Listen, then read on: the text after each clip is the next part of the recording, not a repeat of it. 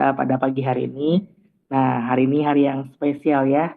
Kalau kemarin hari Senin kita dengar dari orang tuanya yang sharing. Nah, hari ini adalah anaknya nih. Ya, kita mau panggil Nona cantik kita, Ella Miracle. Hai Ella. Ya, shalom Bapak Ibu, Saudara. Shalom Ella, silakan waktu dan tempat saya persilahkan. Oke, ya, aku siapin share screen-nya dulu ya. Hmm, oke, udah terlihat? Em, Udah. oke, ya. Ya, shalom Bapak Ibu. Perkenalkan, saya Joyzela Miracle, biasa dipanggil Ella.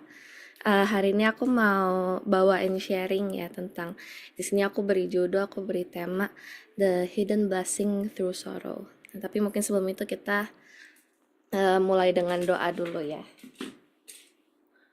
Bapak, terima kasih untuk hari ini. Kami bersyukur Tuhan kalau kita bisa kembali lagi pada Zoom hari ini, pada Mezbah hari ini. Biarlah Tuhan apa yang Engkau kehendaki, apapun yang menjadi isi hati Tuhan, Tuhan yang singkapkan Tuhan, Tuhan yang memberkati setiap kami, Tuhan yang memberikan hikmat, Tuhan yang memberikan kebijaksanaan, Tuhan lewat hamba-Mu ini juga Tuhan yang akan men-sharingkan Tuhan, firman singkat-Mu Tuhan. Biarlah Tuhan, Engkau yang pakai lidah bibir saya agar bisa menyampaikannya dengan baik dan bisa menjadi berkat bagi setiap orang yang mendengarnya. Biarlah Tuhan, kami mau terima Tuhan firman-Mu hari ini.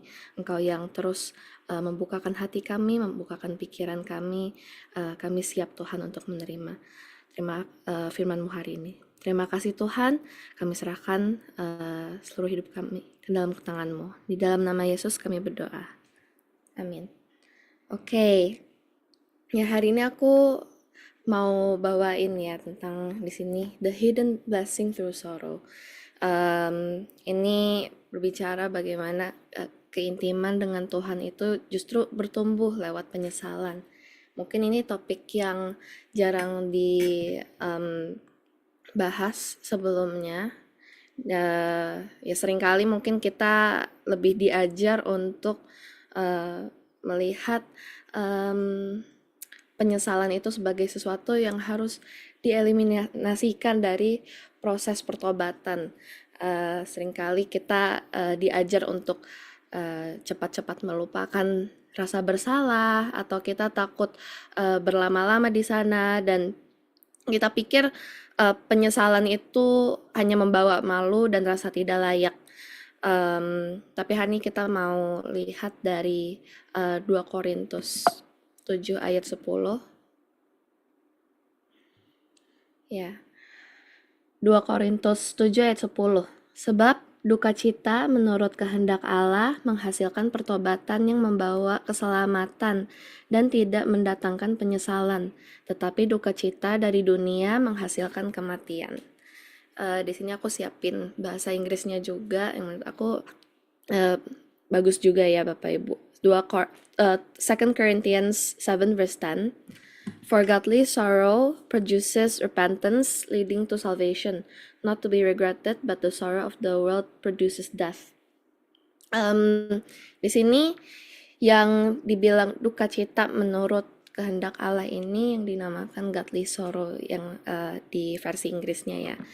Ya, di sini kita seperti yang aku mention tadi ya, justru godly sorrow ini adalah merupakan kehendak Tuhan dan justru lewat penyesalan ini yang membuat kita justru semakin bertobat, justru semakin intim dengan Tuhan. Ya karena justru di sini aku ada kasih quote ya di balik air mata penyesalan yang tulus ada pelukan Bapa yang justru semakin erat. Ya bagaimana em, bahwa penyesalan yang sejati bukan menghancurkan kita, tetapi justru mendekatkan kita pada hati Tuhan. Penyesalan yang sejati bukan menghancurkan kita, tetapi justru mendekatkan kita pada hati Tuhan. Ya, bagaimana di sini aku juga buat ya yang tentang Paulus. Kita lihat dari Paulus bagaimana pada saat itu Paulus juga ada ya menulis kepada jemaat Korintus, ya suratnya keras ya, menegur dosa mereka gitu. Eh, dan jemaat pun bersedih ya, tapi Paulus justru bersyukur, dan ya karena kesedihan mereka bukan hal yang merusak tetapi justru menuntun mereka untuk bertobat, ada penyesalan yang sejati. Em, Ya inilah perbedaannya ya, duka cita yang duniawi itu hanya bikin malu dan kita sembunyi justru dari Tuhan. Tapi duka cita yang menurut kehendak Allah ya, godly sorrow ini yang membuat kita hati kita remuk, tetapi justru datang mendekat dan kita tidak lari melainkan menangis di kaki Tuhan. Inilah yang Tuhan inginkan, inilah yang Tuhan rindukan dari setiap kita. Ya, bagaimana di sini juga aku ada uh, menelaah lagi ya. Saya seringkali mungkin memang dalam surat-surat Paulus itu cenderung yang lebih keras gitu.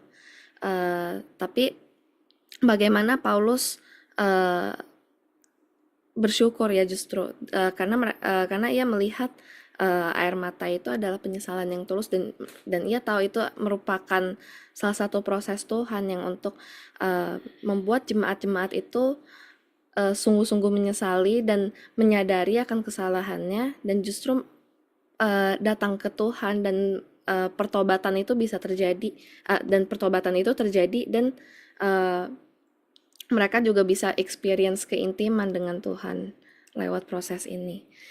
Di sini aku juga ambil contoh Daud ya. Ya bagaimana penyesalan juga membuka intimasi, yang tadi aku juga udah sempat mention. Dia jatuh dalam dosa ya, yang berzinah dengan Batsheba, membunuh Uria.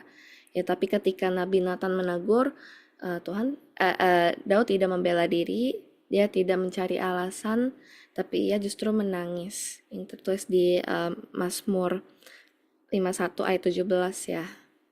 Doa penyesalan yang paling indah. Korban sembelihan kepada Allah ialah jiwa yang hancur, hati yang patah dan remuk, ya Allah, tidak kau pandang hina. Ya bagaimana di sini em, Tuhan itu justru lebih suka hati yang remuk daripada mulut yang pura-pura benar.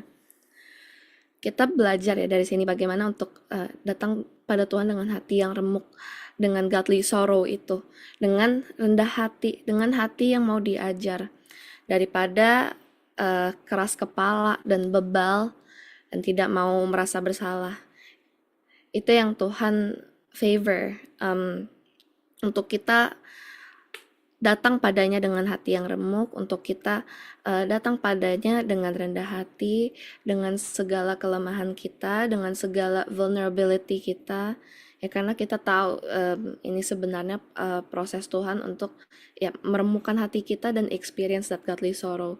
Dan ini membuat kita bertumbuh dalam keintiman dengan Tuhan. Ya hal yang tadi aku juga udah mention ya di awal, yang mungkin dianggap suatu proses yang perlu dieliminasi dari dalam proses pertobatan, suatu proses yang dianggap suatu hal yang negatif untuk kita, dan kita sampai diajar untuk oh ya jangan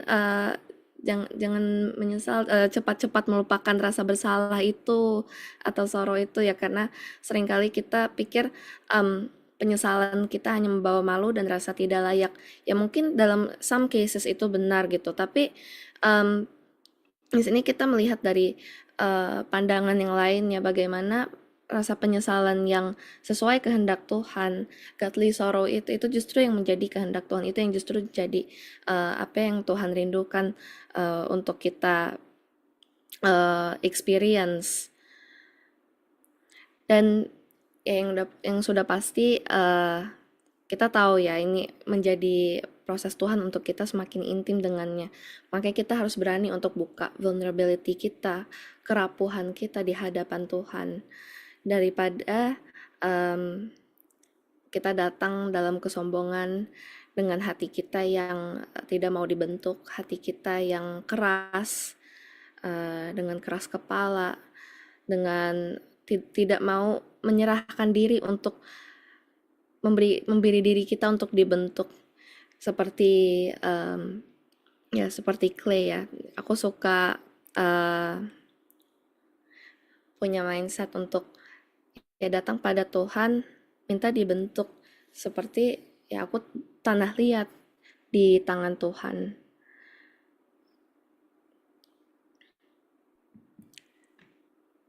Ya di sini aku juga buat mengapa penyesalan itu membuka keintiman. Karena penyesalan tulus itu justru membongkar topeng kita, membawa kita kembali pada kasih karunia, dan membuat kita butuh Tuhan sepenuhnya. Ya bagaimana ini benar-benar kita nggak bisa hide gitu ya di hadapan Tuhan. Kita nggak bisa sembunyi dari apa yang sebenarnya kita experience, dari apa yang sebenarnya dosa, kesalahan kita, semuanya itu pasti semuanya Tuhan tahu. Dan di sana kita, ketika kita sungguh-sungguh mengalami godly sorrow itu, ya disitulah topeng kita dibongkar. Kita nggak lagi pakai topeng yang mungkin pura-pura kuat, pura-pura untuk merasa, ya mungkin seringkali kita datang dengan kesombongan, merasa tidak mau merasa bersalah gitu ya, tidak mau accept gitu bagaimana apa yang Tuhan singkapkan itu benar gitu. Seringkali kita live dalam denial ya, tapi di sini Tuhan membongkar topeng kita, dan Ia justru membawa kita kembali pada kasih karunia, kasih mula-mula, dan membuat kita membutuhkan Tuhan sepenuhnya. Karena dalam vulnerability itu, dalam sorrow itu, kita sungguh-sungguh rapuh, dan kita akan menyadari karena semua kesombongan kita ditelan, semua ego kita ditelan, dan kita sadar kalau kita hanya membutuhkan Tuhan, dan hanya Tuhan yang bisa adalah Father yang kita bisa selalu rantu. Ya sini orang yang merasa tidak butuh pengampunan akan kaku justru hubungannya dengan Tuhan. Tetapi orang yang sadar dirinya rapuh, berdosa, dan butuh kasih, dia akan merasakan kelembutan Bapa yang nyata. Ini aku buat ya perbedaan ya, rasa bersalah duniawi dan yang ilahi. Perasaan bersalah yang duniawi dan godly sorrow itu. Ya, kalau yang duniawi itu pasti membuat kita malu dan lari, dan kita jadi fokus pada aib dan hukuman kejelekannya gitu ya, dan hukuman menimbulkan penyesalan yang sia-sia. Tapi kalau yang daripada Roh Kudus, yang daripada godly sorrow itu justru membuat kita datang dan bertobat, fokus pada kasih dan pemulihan, dan menghasilkan perubahan sejati. Ya perlu di-note ya, tetap tidak boleh kita merasakan rasa bersalah yang duniawi ini, yang justru membuat kita malu dan lari, yang justru membuat kita mungkin mengasihani diri juga, atau fokus pada kejelekan karena merasa takut dijudge sama orang lain, atau takut orang lain melihat hidup kita dan kita jadi malu gitu, atau atau rasa bersalah yang menimbulkan penyesalan yang sia-sia, yaitu yang itu rasa penyesalan yang bukan menjadi kehendak Tuhan, itu rasa bersalah yang duniawi. Ya yang kita harus lakukan adalah godly sorrow yang daripada Roh Kudus, ya rasa bersalah yang daripada Roh Kudus, yang membuat kita justru semakin dekat pada Tuhan, yang membuat kita justru dipulihkan, yang membuat kita justru bertobat dan benar-benar terlihat dari buahnya gitu. Jadi bukan cuman disesali, tapi kami bisa sungguh-sungguh bertobat, kelihatan dari buahnya menghasilkan perubahan yang sejati. Ya, di sini aku buat ilustrasi nyata ya, ya seperti anak kecil yang menumpahkan air. Kalau dia takut pada papanya, ya dia sembunyi. Tapi kalau dia tahu papanya penuh kasih, dia datang menangis dan minta maaf. Justru dipeluk erat ya. Em, Begitu juga dengan Bapa kita yang di surga. Ya seringkali kita juga seperti itu di hadapan Bapa. Waktu kita jatuh dalam dosa, hati kita menyesal, tapi seringkali kita lari, seringkali kita malah sembunyi, dan in a way takut dihukum, padahal Bapa kita tidak mau kita lari. Dan Bapa kita justru menunggu kita untuk datang dengan hati yang remuk, untuk dipeluk, diampuni, dan dipulihkan. Eh, Ya saya menyadari juga ya yang sering kali mungkin ya saya juga lakukan. Saya lebih sering ya ketika saya jatuh dalam dosa, saya nggak berani untuk datang pada Tuhan. Saya nggak berani untuk karena merasa kebobrokan yang begitu parah, dan lebih memilih untuk lari, lebih memilih untuk sembunyi. Tapi di sini Tuhan ngasih tahu kita untuk justru ia adalah Bapa yang baik, dan ia ingin untuk kita datang kepadanya dengan hati yang remuk, dan justru uh, membawa rasa penyesalan itu kepada kakinya, dan datang dengan hati remuk untuk dipeluk, untuk diampuni, dan untuk dipulihkan. Yeah. Di sini ya kita belajar ya bagaimana jangan larikan penyesalanmu ke kebisingan dunia. Jadi dalam penyesalan kita, dalam sorrow kita, jangan kita malah lari atau kita malah sembunyi. Take comfort, seek comfort dari apa yang dunia kita offer, tapi justru untuk bawa itu ke kaki salib. Karena di sanalah air mata dihapus, luka diobati, dan hati dipeluk kembali. Ya jangan takut penyesalan yang datang daripada Roh Kudus, dan biarlah hati kita remuk, karena di sanalah keintiman sejati dibangun. Ya mungkin sharing singkat aku hari ini